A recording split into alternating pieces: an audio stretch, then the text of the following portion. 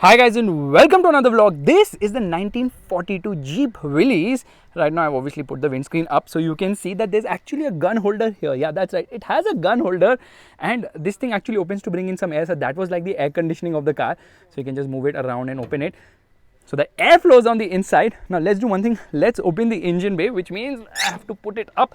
There is the engine. It's 2.2 liters in displacement. That is the horn. That is the battery. It's super duper hot right now. And what you're going to do is you're going to put the windscreen down. Meanwhile, you can see 9-slat grill. Latest Jeep models obviously have a 7-slat grill, which by the way Mahindra also copies.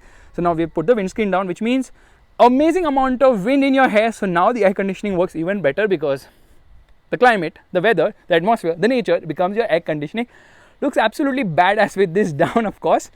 Lights are round and you have to actually put this into place to lock it. That's the reason you see it on the Thar as well.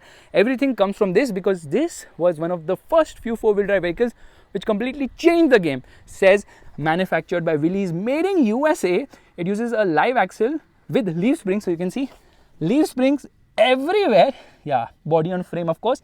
Doesn't get any disc, of course. And then the distance between the body and the crash guard is massive. You can see everything here, like everything is exposed in this vehicle.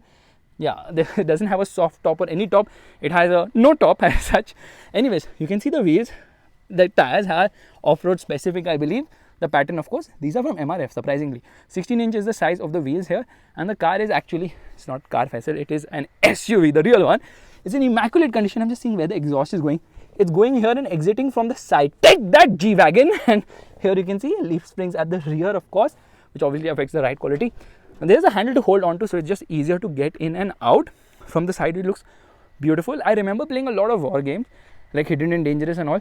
जिसमें ऐसी वाली मैंने चलाई थी, and trust me, this used to drive so much better and smoother compared to the German ones, like German vehicles at that time. But now, Germany has taken over the world in terms of offering absolutely crazy quality of vehicles. And there you can see the leaf springs, of course, and the underbody actually hasn't rusted. This vehicle has been redone multiple times, I'm sure. Sort of squared wheel arches, exposed wiring. This is probably for the fog light. नहीं कुछ भी नहीं यहाँ पे तो बस कुछ information लिखी हुई है. Anyways, coming to the side, you get a shovel. So in case you get stuck, that is one of the drive modes or the off-road modes. Go out and dig out. I mean, flatten the road, of course. There's this thing which is made of wood, sort of a kulhadi. You want to hit somebody when you go to war, probably.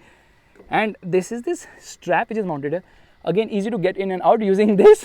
And there's this reflector here on the side. This star treatment will remind you of Converse shoes.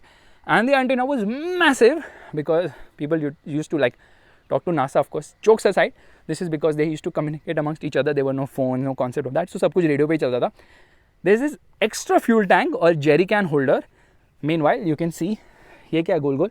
There's a proper towing hook right there. Let me show you the vehicle from below. No handbrake, so the handbrake is placed there. Made of EAT. Lower body looks so fantastic, and that leaf spring now makes me wonder how bad the ride is going to be. I've driven Willys CJ3B from 1958, 14 years older than this, so I know the ride quality is kind of bad. Not kind of, it's like really bad. Okay, spare wheel is placed here. Take that Ford EcoSport. No headrest because people at that time did not have a head. Neither at the front, neither at the rear, and it's easy to get in. You just climb from wherever you feel like. Okay. Rear seat comfort will be poor because underside support is not there at all. But it was about survival, it was not about comfort or luxury. And there's so much storage space, you can keep all your weapons, grenades, wherever you feel like. Where is the fuel tank? How do you fill fuel? Simple.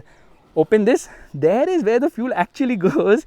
So the driver is actually sitting on a bomb of sorts.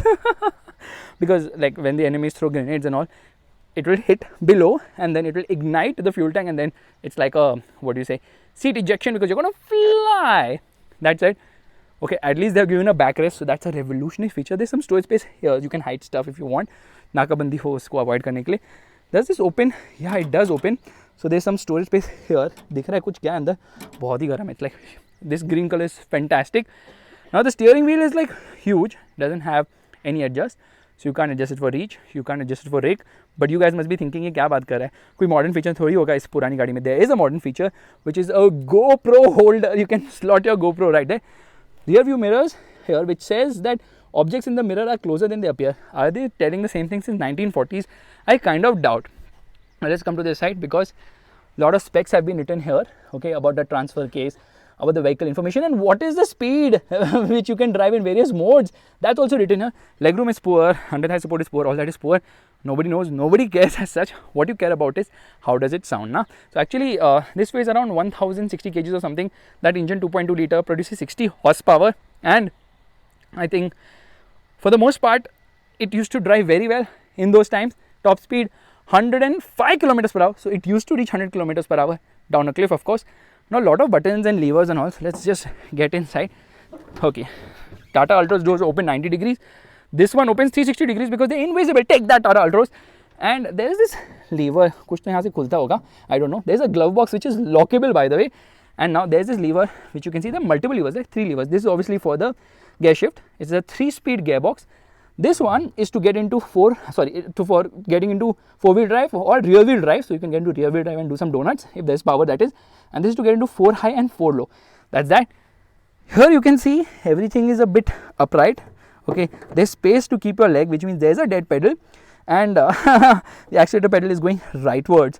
Okay, lot of buttons here. I think this is for the headlight, and again this probably might be for the headlight. This is the key slot. This is for, I think, choke. And there's another button here. I have no clue what this is about. Lot of things on the instrument cluster. There's a fuel meter, there's a amp meter for the battery, and there's an oil meter here along with a temperature meter and a speedometer which is marked at 60, which is 60 miles per hour. There's an odometer. Is it a trip meter down? I don't think that is a trip meter, Faisal. But anyways, okay, the driving position is kind of weird and awkward. Like, you sit really upright and then you sing some songs and you just move the steering wheel because it's not going to move anything at all. Anyways, let's turn on the vehicle, which means just here we go. There it rose to life. It's going to shut, so I'm going to rev it a bit. Where is the tachometer? Sounds so soothing, smooth and refined still. It's unbelievable how nice it sounds. I didn't expect it to sound so good. Let's rev it a bit.